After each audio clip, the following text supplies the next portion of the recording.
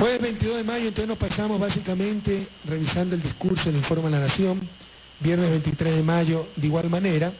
Y sábado 24 de mayo, aniversario de la batalla de Pichincha, de acuerdo a la nueva Constitución, día en que el presidente tiene que dar su informe a la Nación ante la Asamblea, estrictamente hablando es una sesión de la Asamblea.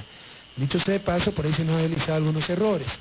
Ese mismo día es, por ejemplo, la jura de la bandera en los colegios del país, al menos régimen Sierra. Me parece que eso solo está por acuerdo ministerial. Así que habría que revisar eso, señor Ministro de Educación, para ver si la jura de la bandera, como era antes, vuelve a ser, me parece, en febrero, en el Día de la Bandera, y no el mismo 24 de mayo que se cruza todo. Me parece que es que son dos regímenes, no Costa y Sierra, ¿no? Pero el uno era febrero, el otro septiembre, me parece. Porque aquí se nos complica que todo sea el sábado, el 24 de mayo. Pero bueno, empezamos el día con una actividad para mí muy sentida, ¿no? Que no la hacemos todos los años, yo pedí hacerla este año. Llevar una ofrenda floral a la tumba del gran mariscal de Ayacucho, Antonio José de Sucre. Ustedes saben que Antonio José de Sucre fue de Cumaná, una ciudad venezolana, pero es realmente la patria grande. Y él pidió ser enterrado en esta ciudad donde forjó su familia, ¿no? Con su esposa, su hijo pequeño, dejó muy pequeño cuando fue asesinado su esposa, la marquesa de Solanda. Y realmente Sucre fue un ser humano extraordinario, ¿no? Para que vean, queridos jóvenes, ¿no? Lo importante es vivir como canta Alberto Cortés y no perdurar. Se puede tener una vida muy corta, pero muy trascendente. Sucre murió a los 35 años y ya había sido presidente de Bolivia, presidente del Congreso de Perú, me parece, el mejor general de Bolívar, había liberado al Ecuador en la batalla de Pichincha. Todo eso antes de los 35 años. En todo caso fue un extraordinario ser humano. Igual de magnánimo en la victoria y en la derrota. Cuando derrota a sus ex compañeros de armas en la batalla de Tarqui, exige exactamente lo mismo que les había exigido antes de la batalla, porque se reunieron para tratar de evitar la batalla.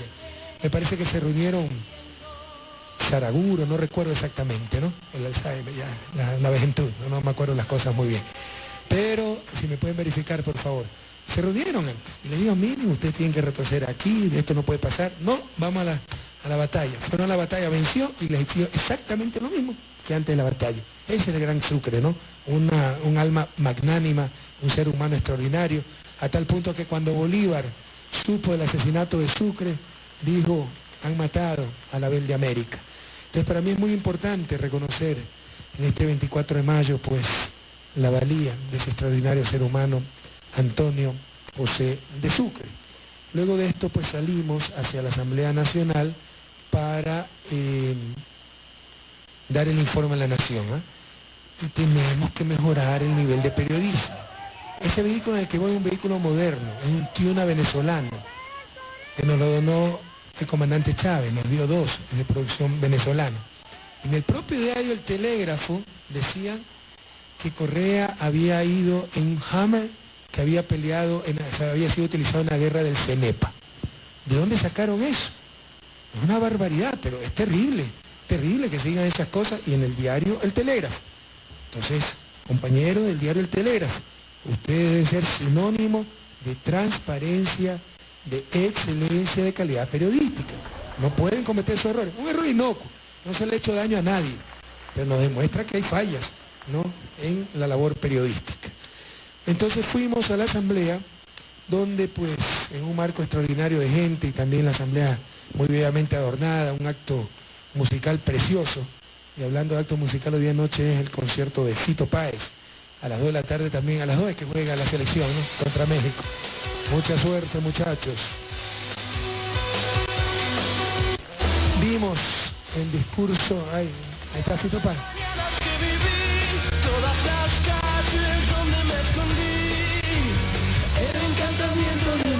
El sacrificio de las madres, los zapatos de charol, los domingos en el club, salvo que Cristo sigue en la cruz. La columna de la catedral y la tribuna grita gol el lunes por la capital. Todo gira y gira. Y todos esos músicos extraordinarios, ¿eh? Ya les voy a contar, ayer tuvimos una reunión maravillosa. A los 20 años ya tocaba con Charly García, ¿no? Una maravilla.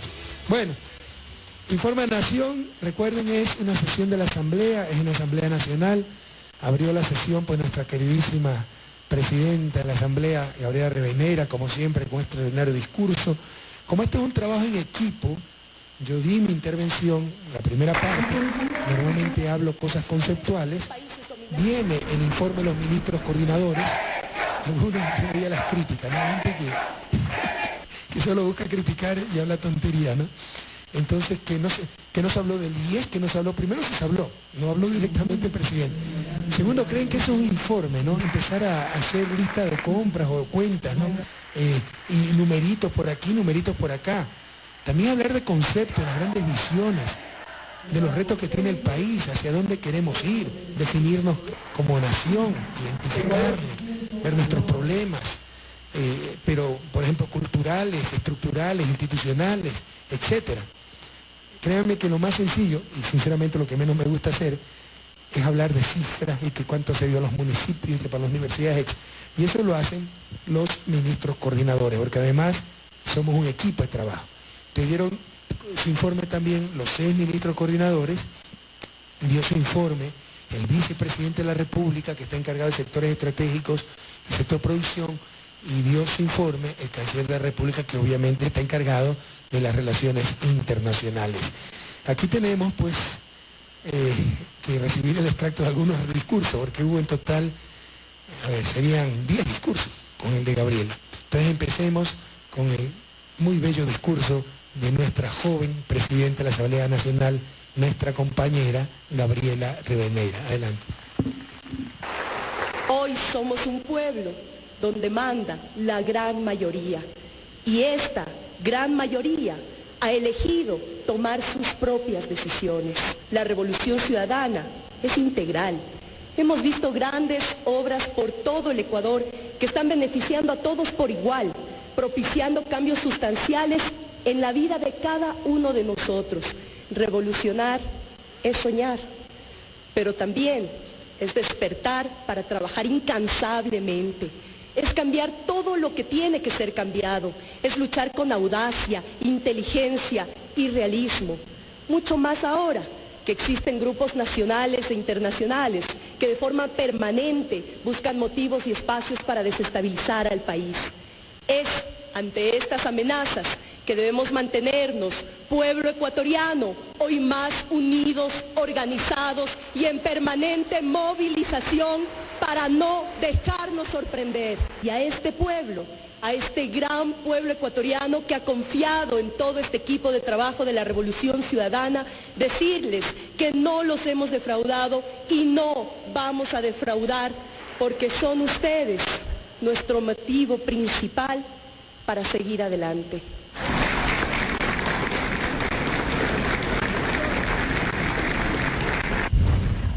Gabriela solo tiene 30 años, tal vez la presidenta de Asamblea, de Congreso más joven del mundo, con seguridad más joven de Latinoamérica, pero pensamos que es la más joven del mundo. De ahí sigue la primera parte de mi discurso, directamente vamos, pongamos la primera parte, el extracto de la primera parte de lo que yo hablé, viene el vice, viene el ministro coordinador y después ponemos la segunda parte, que fue la que más le dolió a los sufridores, ¿verdad? Bueno. Sí, pero por eso estoy preguntando, ¿se lo puede dividir o no? No, entonces dime eso. Como me han hecho mal el trabajo acá, y también busquen la intervención musical que fue bellísima. Sigamos, ustedes saben que yo di la primera parte de mi intervención, luego vino el vicepresidente, que dicho sea de paso, está en una jornada muy exitosa en Uruguay. Fíjense cómo están cambiando las cosas, ¿no?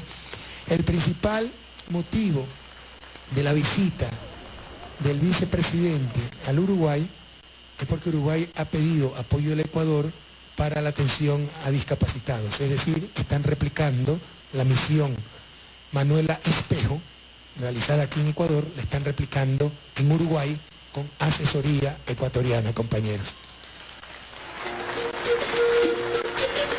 Le han puesto un nombre también allá, especial.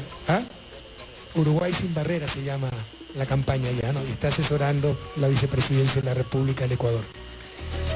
Bien, vamos entonces a escuchar un extracto del discurso del vicepresidente de la República. Yo me olvidé saludar a las autoridades presentes, hay ministros de Estado, hay concejales del cantón, hay asambleístas, está nuestro querido señor prefecto. Bienvenido, Gustavo. Vamos al extracto del discurso del vicepresidente de la República. Adelante. Estamos sentando las bases para el cambio de la matriz productiva, llevando nuestra economía de recursos finitos hacia una economía de recursos infinitos. Hoy estamos construyendo la economía post-petrolera, la economía del conocimiento y del talento humano. Cambiar la matriz productiva significa generar empleos de calidad, erradicar definitivamente la pobreza, alcanzar el buen vivir para todos los ecuatorianos y las ecuatorianas. Es claro que estamos fortaleciendo la producción, la productividad, tema pendiente. La calidad de las exportaciones de estos productos tradicionales tiene que seguir superándose. Sin embargo, es claro que debemos producir más y mejor. La revolución es para los emprendedores que asumen esos riesgos. Compartimos el riesgo con los empresarios comprometidos para juntos consolidar este milagro ecuatoriano.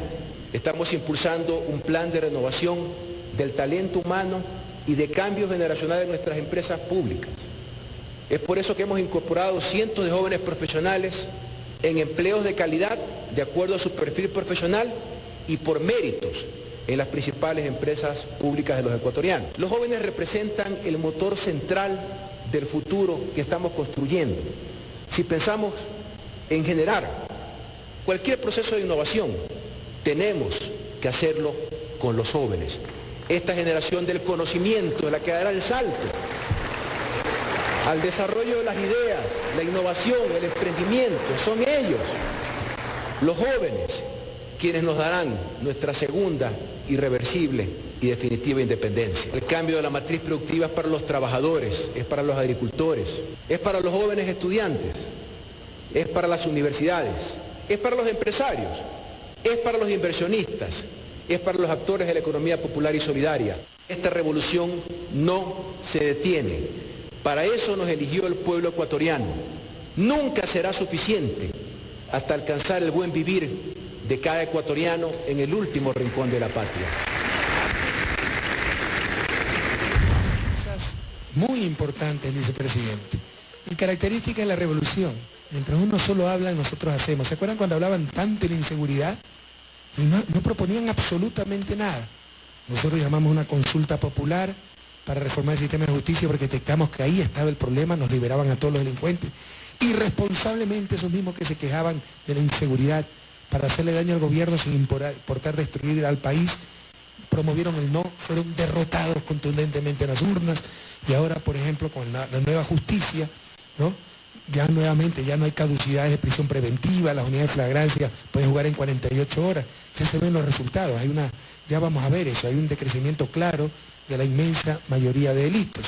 Y acá lo mismo, hay gente que cree que tirando piedra vamos a superar la economía extractivista, gritando, quemando llantas, y mientras se pasan en su bla bla, como lo dijo el vicepresidente, ya estamos trabajando para esa economía postpetrolera, no con charlatanería, sino con los miles de becas para nuestros jóvenes, creando una economía de conocimiento, diversificando la matriz productiva, diversificando la matriz energética, con esas 8 hidroeléctricas que en 2016 nos van a permitir un cambio estructural histórico en la economía ecuatoriana, porque por primera vez en la historia vamos a ser exportadores de servicios, ya no bananos, ya no bienes primarios, servicios, y en este caso servicios energéticos, que lo que dijo el vicepresidente es sumamente importante. Y vamos a hablar, la oposición y la prensa corrupta tiene una obsesión con los jacuzzi. Ahora resulta que el vice ha mandado a comprar un jacuzzi. Eso es mentira, compañeros, ya se lo vamos a demostrar. Como dijeron que en el avión había un jacuzzi, ¿no? Y nosotros entramos en el avión mientras el jacuzzi. Y lo que no dicen es que yo sí encontré un jacuzzi en la residencia presidencial. Y como eso me parece, pues, una opulencia indebida en el medio ecuatoriano, además un desperdicio de agua, lo mandamos a sacar, pero eso no lo dicen, ¿no? En todo caso, no es que compramos jacuzzi, nos deshacemos de los jacuzzi que compraron otros. Pero tiene una obsesión con los jacuzzi ciertos periodistas. Bueno, en todo caso, le ruego un poquito de paciencia porque estamos resumiendo 4 horas y media de informe a la Nación, sin contar la intervención de Gabriela. Intervinieron los 6 ministros coordinadores y el ministro de Relaciones Exteriores.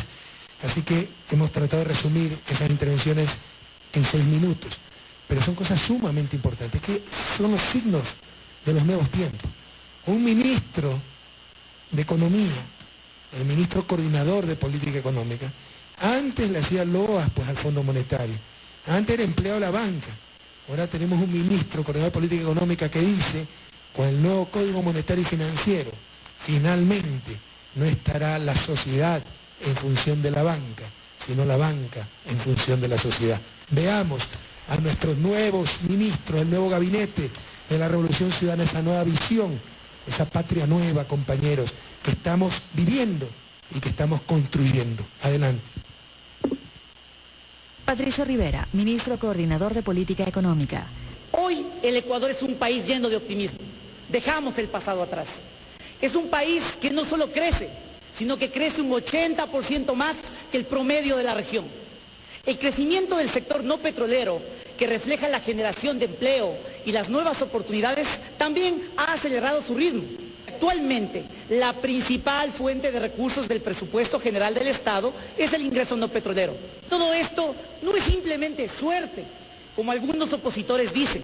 Han sido nuestras decisiones soberanas de política pública las que han permitido cambiar la economía ecuatoriana. El gobierno de la Revolución Ciudadana enviará para consideración de la Asamblea el proyecto de Código Orgánico Monetario y Financiero, norma que garantizará un cambio en la sociedad, para que los bancos trabajen para la sociedad y no la sociedad para los bancos. Rafael Poveda, ministro coordinador de sectores estratégicos. Todos los beneficios del aprovechamiento de los recursos naturales serán en primer lugar invertidos en la zona de influencia de los proyectos. Hoy el petróleo y la minería transforman la vida de los ecuatorianos. 8 hidroeléctricas están en ejecución, todas avanzan de manera planificada y entrarán en operación en el 2014, en el 2015 y en el 2016. Con la ejecución de los proyectos de energía limpia se evitarán 11 millones de toneladas de CO2 anuales. Los proyectos multipropósitos que se construyen permitirán el manejo eficiente de los recursos hídricos. Los avances hacia un acceso equitativo han sido significativos. Más de 7.000 unidades educativas públicas debidamente equipadas con las tecnologías de la información y conocimiento permiten la interconectividad con el mundo a más de 2 millones de niños y jóvenes de nuestra patria. Richard Espinosa, ministro coordinador de la Producción, Empleo y Competitividad. Los logros del Ecuador en vialidad, transporte, logística han sido reconocidos internacionalmente. Contamos con 21 aeropuertos entre nuevos y rehabilitados. Ecuador está avanzando a paso firme para convertirse en potencia turística. Ha ganado desde el 2007 23 reconocimientos internacionales. Estamos trabajando no solo para seguir siendo los primeros productores del mundo en banano, camarón, cacao fino de aroma, madera de balsa, o tener la mejor flor y el mejor alcohol para perfumería del mundo, sino para mejorar la productividad y palpar una verdadera revolución agropecuaria. Ecuador no solo tiene una de las tasas de desempleo más bajas de la región, sino que ha mejorado la calidad de empleo. Incrementamos significativamente la cobertura de la seguridad social, incorporando a más de 1,5 millones de nuevos afiliados. Fernando Cordero, ministro coordinador de Seguridad. Ponemos en práctica el concepto de seguridad integral. Las decisiones políticas, el incremento de la dotación policial, la construcción de cientos de UPCs, de muchas VCs, se traduce en la reducción de índices delictivos. Hemos revolucionado el sistema judicial. No solo tenemos más jueces por número de habitantes, sino también más eficiencia y efectividad. Cecilia Vaca, ministra coordinadora de Desarrollo Social.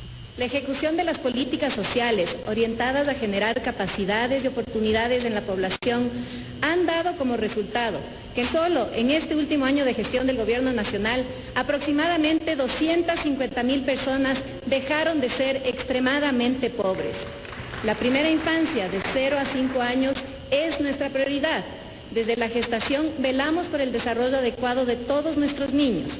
En salud, hemos logrado el acceso universal en los servicios para la familia. En 2013 se destinaron 450 millones de dólares en infraestructura que incluyó la construcción de hospitales, centros de salud, unidades móviles, entre otros. En inclusión y atención integral a personas con discapacidad, Somos orgullosamente modelo a nivel regional. Hasta finales de 2013, 57.000 personas con discapacidad se incorporaron a un empleo digno. Guillaume Lom, ministro coordinador de Conocimiento y Talento Humano. El pilar de este sueño, sobre el cual vamos a erigir esta sociedad del conocimiento, es el talento humano de los ecuatorianos. Por eso es que en estos 7 años de gobierno le hemos dado tanta importancia a la educación, buscando siempre ampliar la cobertura, incluir a los excluidos y fortalecer la educación pública. Tenemos cerca de 3,5 millones de estudiantes en el sistema público. Esto se debe a las grandes inversiones públicas realizadas a través de la construcción y repotenciación de unidades educativas, incluyendo las 31 unidades del Milenio ya en funcionamiento. La transformación de la educación superior en el Ecuador es sin duda uno de los grandes ejes de la revolución ciudadana. Hoy, el 27% de los jóvenes del quintil más pobre asisten a la educación superior. Estamos absolutamente comprometidos en hacer de las 4 nuevas universidades, Yacha, Iquiam, Huartes y UNAE, centros mundiales del saber. Ricardo Patiño, ministro de Relaciones Exteriores y Movilidad Humana del Ecuador. La reciente firma en marzo del Tratado de Delimitación Marítima con Costa Rica selló definitivamente las fronteras de nuestro territorio, poniendo fin a toda una larga etapa de indefiniciones y disputas, y se convirtió en una contribución fundamental para la paz y la amistad entre el Ecuador y sus vecinos. Por otro lado, las medidas de confianza mutua trabajadas con Colombia y Perú han permitido convertir a nuestras fronteras en verdaderas zonas de desarrollo. El Ecuador ha sido elegido para presidir en el año 2015 la Comunidad de Estados Latinoamericanos y Caribeños CELAC. No solo esto, el Ecuador también el año que pasó fue elegido como sede de la próxima cumbre de jefes de Estado de Sudamérica y África, que se celebrará en el año 2016. Este es el resultado de una inteligente política de diversificación de nuestras relaciones internacionales. Ya dejamos atrás el tiempo en que estábamos atados a las condicionalidades, exigencias y chantajes de unos pocos países y de unos pocos organismos financieros internacionales.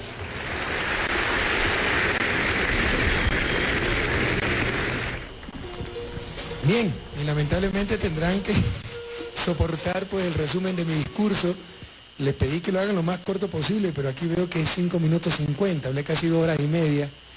Pero bueno, un poquito de paciencia, creo que se dijeron cosas importantes, conceptuales, el desarrollo como problema político, pero eso es necesario, no suficiente, también un problema de talento humano, de avance tecnológico, de cambio cultural, y lo que muchos autores olvidan, de superar restricciones externas. Pero también hablamos cosas muy concretas en referencia a la realidad del país, el tema Yas Unidos, el tema Sarayac, que es muy grave, no subestimen lo que está pasando. Eso no es un caso aislado, es visión de cierta dirigencia indígena. Y por supuesto, mi decisión, después de una profunda reflexión y meditación, de apoyar esa enmienda constitucional para la reelección indefinida. Ustedes pueden estar seguros que no busco nada para mí, compañeros, todo por ustedes. Pero vamos a ampliar nuestro análisis al respecto. Escuchemos, por favor, un resumen de la intervención del presidente de la República en el informe La Nación el pasado 24 de mayo. Adelante. La reducción de la extrema pobreza. Por primera vez en la historia se ubica en menos de 2 dígitos al haber descendido de 16.9% a 8.6%.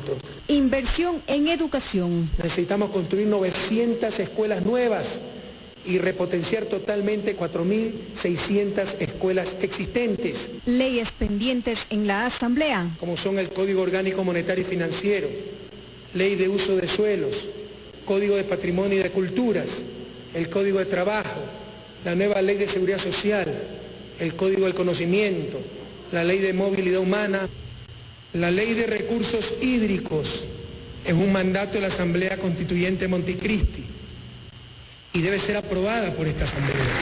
Pero no permitiremos que esta ley sea un pretexto para engañar al campesinado argumentando una inexistente privatización del agua. Si para evitar el engaño y la mentira tengo que vetar totalmente esa ley, así lo haré, compatriotas. Sobre el Yasuní. Nos han tratado de engañar después de haber tomado esta durísima decisión con un falso dilema, el todo o nada, explotar el ITT o salvar el Yasuní. Lo que se ha dicho es falso. Queridos jóvenes, esa gente miente. Se afectará menos del 1 por 1000 del parque para obtener cerca de 18.000 millones de dólares para vencer la miseria. Se puede explotar responsablemente los recursos naturales cuidando la naturaleza. Tarayacu. Debemos rechazar a quienes con virotismo refugian en su territorio a personas sentenciadas por la justicia ecuatoriana, pretextando una autonomía que ningún estatuto ni tribunal nacional o internacional les ha otorgado jamás. Fue notorio que en Sarajevo operan grupos armados que no están amparados de ninguna forma en las costumbres indígenas y que abiertamente daban protección a los fugitivos, utilizando uniformes militares, además de que, como ellos mismos manifestaron, organizar anillos de seguridad para impedir el ingreso de la fuerza pública. Malinterpretando el Estado plurinacional, se pretende que en el Ecuador coexistan territorios independientes del Estado nacional. Y la situación con la Convemar. El proyecto de delimitación de los espacios marinos contempla la ejecución de los estudios para demostrar la extensión de nuestra plataforma continental y con ello, esto es muy importante, Ecuador, y con ello en el marco de la Convemar incrementar al menos 100.000 kilómetros cuadrados de superficie marítima en el lado de la cordillera Carnegie y otros 100.000 kilómetros cuadrados en el sector de las cordilleras de Colón y Cocos. Este proyecto es uno de los más importantes de la historia del Ecuador. Escúcheme bien, pueblo ecuatoriano, que se registren estas palabras para el futuro, para la historia. El futuro del país está en el mar. Enmienda a la Constitución. Ecuador sigue en lucha entre la revolución ciudadana y la restauración conservadora que se está gestando en el país y en toda Latinoamérica. Tenemos que seguir ajustando nuestras instituciones a la nueva realidad y no dar paso al retorno del dominio de las élites. Alianza País, en su cuarta convención realizada el 1 de mayo en la ciudad de Esmeraldas, resolvió pedir a nuestro bloque de asambleístas enmendar la Constitución para la reelección presidencial.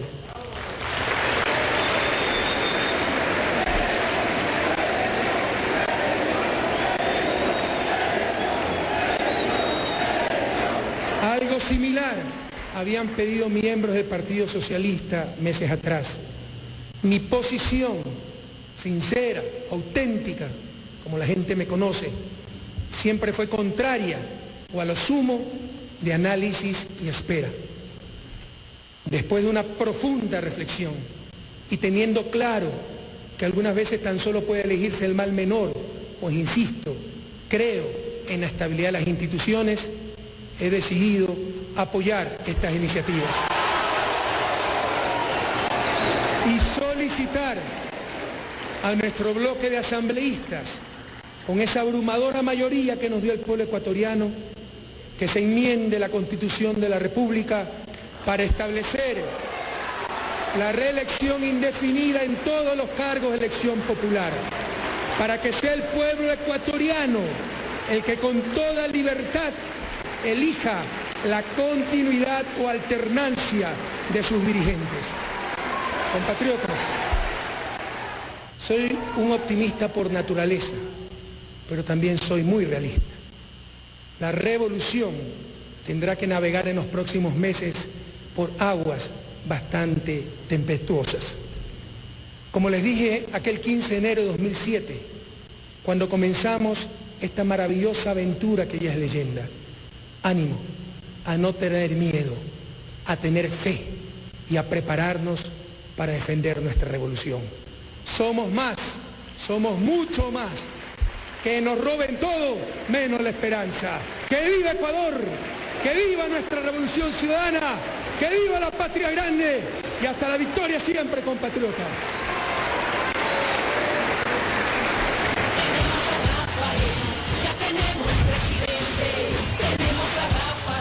Si ustedes se emocionan viendo el video, imagínense ese momento allá en vivo, ¿no? Fue algo muy profundo, muy intenso. Entonces, compañeros, quiero ampliar un poquito más esta decisión histórica. El problema no es recién definir eso que hay en las democracias, la alternancia, ese es el discurso burgués que ni los mismos pelucones se lo creen, ¿verdad? La alternancia es la de decir el pueblo en las urnas. Acabamos de tener elecciones de alcaldes, 70% de los alcaldes que se lanzaron a la reelección no fueron reelectos. Entonces eso son mitos, son las tonterías de la oligarquía. Si tuviera un gobierno de derecha, de la Gallada, ahí sí, reelección indefinida, y popular, por supuesto, ¿no? Ahí sí promovería la reelección indefinida. Ese no es el problema, el concepto de reelección indefinida, porque eso lo decide el pueblo de las urnas. ¡Ay! Los demás países no tienen, miren la inconsistencia, por ejemplo, en Estados Unidos. Tienen reelección indefinida para gobernadores, senadores, congresistas, menos para presidentes, que lo tenían hasta la Segunda Guerra Mundial, cuando Franklin Delano Roosevelt le ganó 4 elecciones consecutivas. Entonces, ¿qué pasa? Los ambiciosos del Partido Demócrata decían, no nos dio espacio. Y los republicanos nos ganó todo y se pusieron de acuerdo para que no haya solo una reelección presidencial. Es lo que se llama el pacto oligárquico. Pero de ahí para abajo, todo es reelección indefinida. ¿Qué sentido tiene eso? ¿Qué sentido tiene limitar la reelección del presidente y gobernadores, congresistas, senadores, eso sí tienen reelección ilimitada? No es consistente. Eso fue un pacto oligárquico para que a todos les toque en su momento, ¿verdad? La cereza del pastel, la presidencia. El pueblo decide en las urnas. ¿Qué mayor libertad? Que no haya restricciones de ninguna manera para que el pueblo en las urnas elija a quien quiera. El problema sí es enmendar la Constitución, que nosotros mismos hicimos. Es decir, si desde el principio se hubiera puesto reelección indefinida, no habría ningún problema. Pero no la pusimos. En todo caso, siempre dijimos, ¿no? O sea, no es que está grabada en piedra esa Constitución, se pueden haber cometido errores, y de hecho se han deslizado algunos errores de redacción, etcétera. Cambian las realidades como efectivamente está pasando, ¿no? Y es por eso que decidí, en lo personal, porque ya lo había decidido Alianza País, yo no me había manifestado al respecto, apoyar esa reelección, que no significa que me voy a lanzar la reelección, por si acaso. Significa que se ha abierta la puerta para tener más opciones y que sufran más los sufridores, ¿verdad? Pero en todo caso, compañeros, ¿por qué esta decisión? Las circunstancias han cambiado, no nos engañemos, lo que dije al final. Yo no soy tremendista, no me gusta jugar a la víctima. Soy muy objetivo, soy optimista, pero realista. Vendrán tiempos difíciles, hay una restauración conservadora. ¿Qué significa esto? Que ya esas fuerzas de derecha, esas fuerzas retrógradas, que estaban aturdidas, desconcertadas, dispersas, ya se han unido nuevamente, con estrategias de poder, con instrumentos poderosísimos. Por ejemplo, la prensa está peor que nunca, desinformando. O sea, si los jueces no hacen lo que ellos quieren, ellos exculpan en los tribunales, y si el juez no cumple con eso, es que es un corrupto y la justicia ya no es independiente. Si le faltan 200.000 firmas a la de Estados Unidos, el Consejo Nacional Electoral hizo fraude porque lo maneja Correa. Y nos lo repiten una y otra vez, y hay gente que se cree esas cosas, pero no solo a nivel nacional, es a nivel internacional. Fíjense lo que está pasando en América, fíjense el resultado de las elecciones en Colombia, fíjense la Alianza del Pacífico. No son cosas fortuitas, compañeros. Cuando nuestro queridísimo amigo, comandante Hugo Chávez Frías, ganó las elecciones en el 98, cogió absolutamente descuidada la derecha nacional, regional e internacional. Luego, con la venida de tantos gobiernos progresistas, Evo Morales, Lula da Silva, Tabaré Vázquez en Uruguay, Néstor Kirchner en Argentina, ¿ya? Y la debacle del neoliberalismo, la derecha quedó totalmente desconcertada, aturdida. Más aún, hasta el 2008 teníamos a Bush en los Estados Unidos que nos hacía un favor cada vez que hablaba, ¿verdad? Era el mejor elector de los gobiernos progresistas. Pero ese tiempo ya pasó el aturdimiento de la derecha nacional e internacional. Y no son tontos, ¿no? Ya se han rearmado, se han organizado. Fíjense, en las últimas elecciones del 23 de febrero ganamos por todos los indicadores, número de votos, número de alcaldías, número de prefecturas, número de concejales, pero tuvimos fuertes reveses en bastiones de la Revolución Ciudadana como es Quito. Y ahí tuvieron una gran participación los medios de comunicación, como en Cuenca, como en Guayaquil, donde desde mucho antes trataban de destruir a nuestros candidatos y promover los candidatos de su simpatía. Y todavía esa gente, esos medios ya no quitan y ponen presidente, al menos este presidente, pero sí pueden hacer daño. Hay toda una restauración conservadora. Fíjense cómo a Venezuela la tienen en jaque. Desestabilizan a Venezuela. Y los próximos, no se engañen, somos nosotros, somos demasiado peligrosos, porque este es tal vez el modelo de izquierda más exitoso, no solo regionalmente, sino mundialmente. La revolución ciudadana es demasiado peligrosa, porque otros pueblos la van a exigir, como ya lo están exigiendo. Nos van a dar con todo, compañeros. Ya se quiere armar de nuevamente el municipalismo, como yo encontré en el 2007, donde no había prácticamente Estado central y todo se manejaba en el municipio de Guayaquil, en base al poder político, al chantaje, etc. Con la revolución se les acabó la fiesta, pero ya están tratando de rearmar de nuevo ese municipalismo con la impúdica, indecente complicidad de la prensa corrupta de siempre. Frente a estas situaciones, algunas veces hay que elegir el mal menor nada más, ¿no? Y el mal menor es la enmienda constitucional. Compañeros, no significa que yo me vaya a lanzar a reelección, ese sería el último de los recursos. Ya la prensa está posicionando que esto significa que no hay liderazgo en Alianza País. Claro que tenemos liderazgo. La cuestión es qué liderazgo puede franquear ese cerco pues, que pone la prensa para destruir cualquier candidatura de la revolución ciudadana. Claro que hay que liderazgo, pero yo ya pude superar ese cerco. Ya lo que me dice la prensa me rebota, la gente confía en mí, tengo mucho más credibilidad que esa prensa, pero cualquier otro liderazgo lo puede lograr. Estas decisiones, si ustedes están contentos con esta decisión, deben agradecer a la prensa corrupta, porque si no fuera tan indecente, tan impúdica, tan corrupta, tal vez no hubiera apoyado la enmienda, ¿no? Esa derecha, esa oposición tan mediocre, son los que nos impulsan, como le digo, esa restauración conservadora, que nos quiere volver al pasado, incluso cantándole al colonialismo, ¿ya? Es la que nos impulsa a hacer esta enmienda, porque vemos que la realidad la impone. En todo caso, compañeros, ojalá, yo no sinceramente, en el fondo de mi corazón, no tenga que lanzarme en el 2017. Tenemos mucho liderazgo, pero lo van a tratar de destruir esta restauración conservadora. Pero si tengo que hacerlo, estaré donde el momento histórico me exija. Pero tengan la plena seguridad, como decía el viejo luchador, don Eloy Alfaro, que no busco nada para mí. Todo para ustedes, pueblo que se ha hecho digno de ser libre. Y en todo caso ya empezaron los sufridores, ¿no? Miren el titular hoy del Mercurio de Cuenca. Alianza País no va a hacer consulta popular en su intento de perpetuarse en el poder. Eso es antiético. Eso no es titular. No están informando, están induciendo, están manipulando, ¿no? Entonces, estos dicen, bueno, entonces ya me voy a lanzar a reelección. ¿Cómo saben que me voy a lanzar a reelección? Si me lanzo a la reelección, ¿cómo saben que voy a ganar? Y si gano, ¿acaso eso no es la voluntad del pueblo ecuatoriano? Que le quieren impedir al pueblo ecuatoriano que elija libremente. No sean mediocres, a no lloriquear y a vencernos en las urnas en el 2017, si pueden, señores.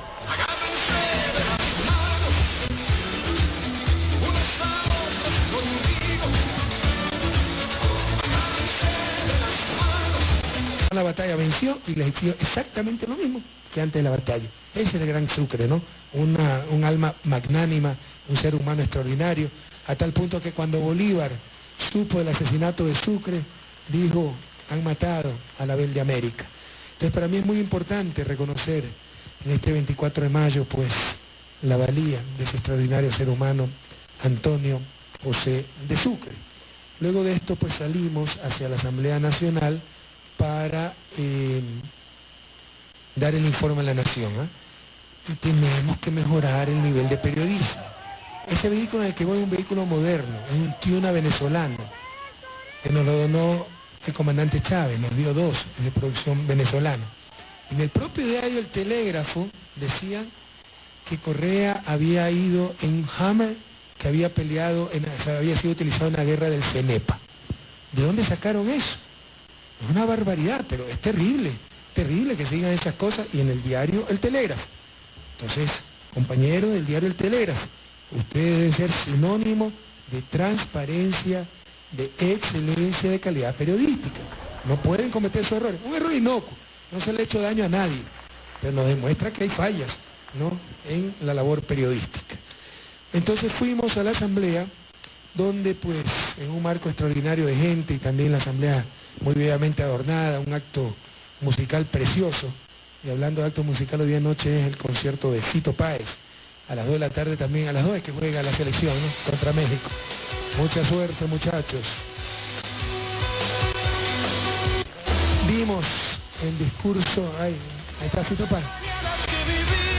Todas las calles donde me escondí, el encantamiento de una flor, el sacrificio de las madres, los zapatos de charol, los domingos en el club, salvo que Cristo sigue en la cruz, la columna de la catedral y la tribuna grita gol el lunes por la capital, todo gira y gira.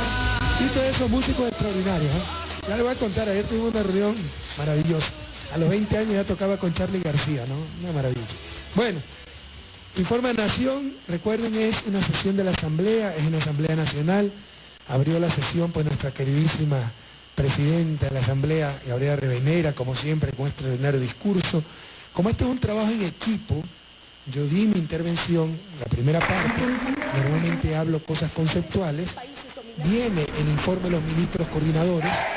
Algunos veía las críticas, ¿no? Hay gente que solo busca criticar y habla tontería, ¿no? Entonces, que no se habló del IES, que no se habló, primero se habló, no habló directamente el presidente. Segundo, creen que eso es un informe, ¿no? Empezar a hacer lista de compras o cuentas, ¿no? Y numeritos por aquí, numeritos por acá.